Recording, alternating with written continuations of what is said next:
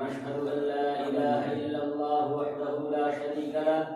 ونشهد أن سيدنا ومولانا محمدا عبده ورسوله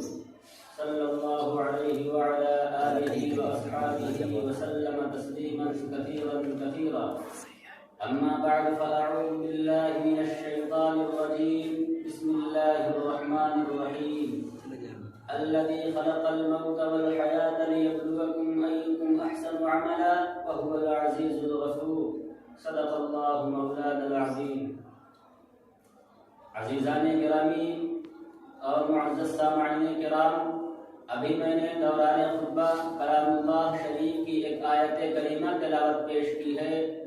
جس میں اللہ رب العزت والجلال ارشاد فرماتے ہیں کہ یہ دنیا امتحان و آزمائش کی جگہ ہے. اللہ تبارک و تعالی نے قرآن کریم میں اس کی حقیقت کو واضح فرما دیا کہ اس نے موت اور زندگی کو اس لیے بنایا کہ وہ تمہیں آزمائے اور یہ دیکھے کہ تم میں سے کون اچھا عمل کرتا ہے.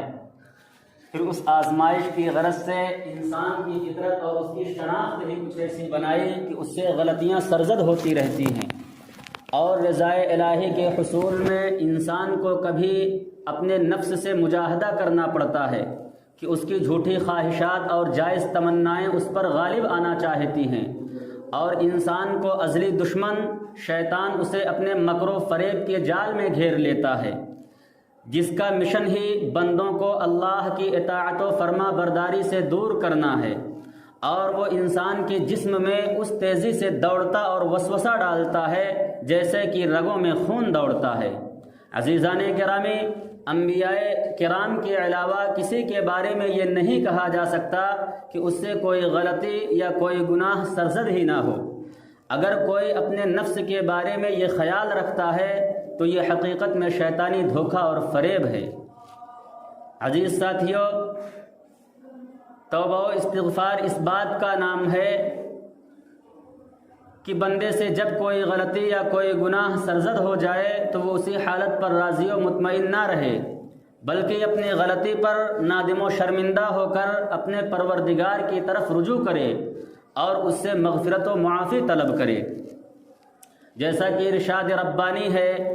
کہ بے شک اللہ تبارک و تعالی توبہ کرنے والوں کو پسند فرماتا ہے.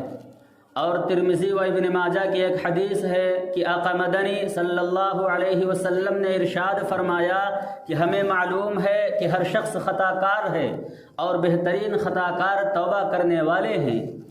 اسی طرح قرآن کریم میں جگہ جگہ خداوند قدوس کی یہ صفت بیان کی گئی ہے کہ وہ رحمان ہے، رحیم ہے، غفار و تواب ہے، یعنی وہ اپنے بندوں پر بہت زیادہ رحم کرنے والا، بہت زیادہ گناہوں کو معاف کرنے والا اور بہت زیادہ توبہ قبول کرنے والا ہے.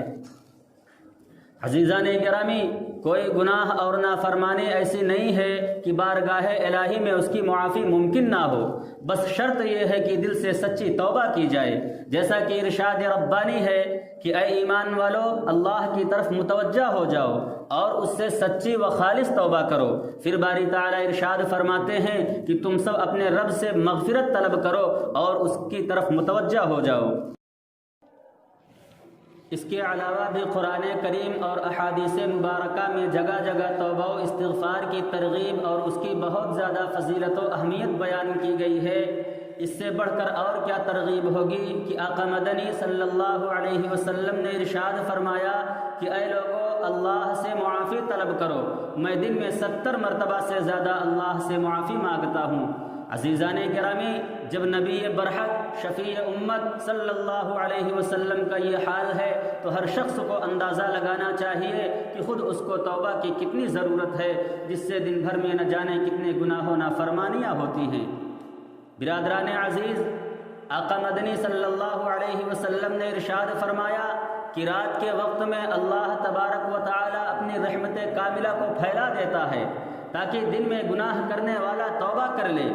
اور پھر دن کے وقت اپنی رحمت کاملہ کو پھیلا دیتا ہے تاکہ رات میں گناہ کرنے والا توبہ کر لے. برادران عزیز، اس سے اندازہ کیجئے کہ اللہ تبارک و تعالی کو بندے کی توبہ کا کس قدر اہتمام رہتا ہے کہ میرا بندہ گناہوں میں ملوث نہ ہو جائے. اسی طرح ایک دفعہ آقا مدنی صلی اللہ علیہ وسلم نے ارشاد فرمایا کہ ہر رات کے آخر شب میں اللہ تبارک و تعالی اپنے بندے کی طرف متوجہ ہو کر فرماتا ہے کہ ہے کوئی مجھ سے مانگنے والا کہ میں اس کو عطا کروں، اور ہے کوئی گناہوں سے مغفرت چاہنے والا کہ میں اس کے گناہوں کو معاف کروں۔ عزیزان ملت، توبہ و استغفار اللہ کے نزدیک کس قدر محبوب اور پیارا عمل ہے، اس کا اندازہ اس حدیث سے بھی لگایا جا سکتا ہے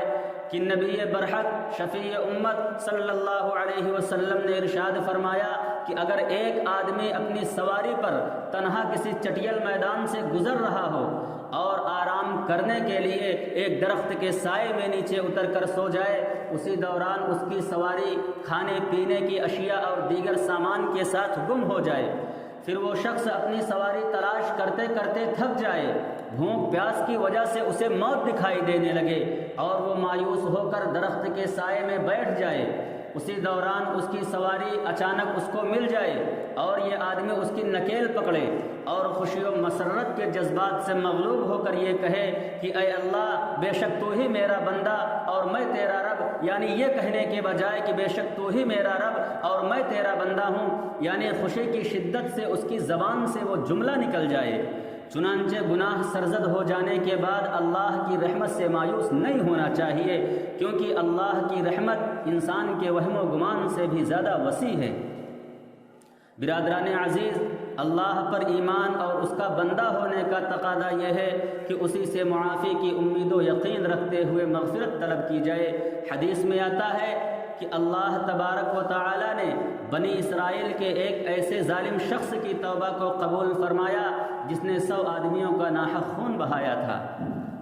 عزیزان ملت، جس طرح خداوند قدوس کی رحمت سے مایوس نہیں ہونا چاہیے، اسی طرح اس کو غفور الرحیم جان کر عمدن گناہ کا ارتکاب کرتے جانا اور بار بار توبہ توڑ دینا بھی اچھی بات نہیں ہے، بلکہ ایسا کرنا اللہ تعالیٰ کی اطاعت و فرق بلکہ ایسا کرنا اللہ تعالیٰ کی رحمت سے مذاق اڑانا ہے۔ جیسا کہ سورہ غافر کی آیت میں اللہ تبارک و تعالیٰ ارشاد فرماتا ہے کہ وہ یعنی اللہ تعالیٰ گناہوں کو معاف کرنے والا، بندوں کی توبہ قبول کرنے والا اور بہت زیادہ قدرت و طاقت والا ہے۔ عزیزان گرامی، یہ بات بھی ذہن میں رکھنی چاہیے کہ توبہ و استغفار صرف زبان سے چند الفاظ ادا کرنے کا نام نہیں ہے، بلکہ ضروری ہے کہ جس گناہ سے توبہ کر رہا ہے وہ اس گناہ کو ترک کر دے اور اس گناہ پر نادم و شرمندہ ہو اور دوبارہ اس گناہ کو نہ کرے۔ نیز اگر اس گناہ کا تعلق حقوق العباد سے ہو تو صاحب حق کو حق لوٹا دے یا اس سے معافی مانگ لے، کیونکہ خداوند قدوس اپنی رحمت سے اپنا حق معاف کر دیں گے، لیکن حقوق العباد میں بندے کے حق کو معاف نہیں کریں گے۔ اسی طرح اگر سچی توبہ کرنے کے بعد بھی دوبارہ گناہ ہو جائے تو پھر اسی اخلاص اور ندامت کے ساتھ معافی طلب کرے۔ توبہ و استغفار گناہوں کی معافی کے علاوہ دنیا میں بھی کتنی نعمتوں اور برکتوں کا ذریعہ ہے، اس کا اندازہ اس سے لگائیے کہ ایک مرتبہ حسن بصری رحمہ اللہ کی مجلس میں ایک شخص نے خشک سالی کی شکایت کی تو حسن بصری رحمہ اللہ نے کہا کہ اللہ سے توبہ اور مغفرت طلب کرو۔ دوسرے نے تنگ دستی کی شکایت کی، تیسرے نے کہا کہ میرے پاس اولاد نہیں ہے، چوتھے نے کہا کہ میری زمین میں پیداوار کم ہے۔ تو حسن بصری رحمہ اللہ نے ان چاروں کو یہی جواب دیا کہ اللہ سے استغفار کرو۔ اس ایک طرح کے جواب پر لوگوں نے تعجب کیا اور کہا کہ آپ نے ان چاروں کو ایک ہی جملہ کہا کہ اللہ سے توبہ اور استغفار کرو۔ اس پر حسن بصری رحمہ اللہ نے سورہ نوح کی یہ آیت کریمہ تلاوت پیش کی، جس کا مطلب یہ ہے کہ حضرت نوح علیہ السلام نے اپنی قوم سے کہا تھا، اے میری قوم، اللہ سے توبہ اور مغفرت طلب کرو، کیونکہ اللہ بہت زیادہ گناہوں کو معاف کرنے والا ہے، وہ تمہارے گناہوں کو معاف فرمائے گا، تم پر آسمان سے خوب بارش نازل کرے گا اور تمہیں اولاد اور باغات سے نوازے گا اور نہریں جاری کرے گا اور خشک سالی کو ختم فرمائے گا۔ عزیزان گرامی، دعا کیجئے کہ اللہ تبارک و تعالی ہمیں اور آپ کو سچی توبہ کرنے کی توفیق عطا فرمائے۔ وآخر دعوانا ان الحمد للہ رب العالمین۔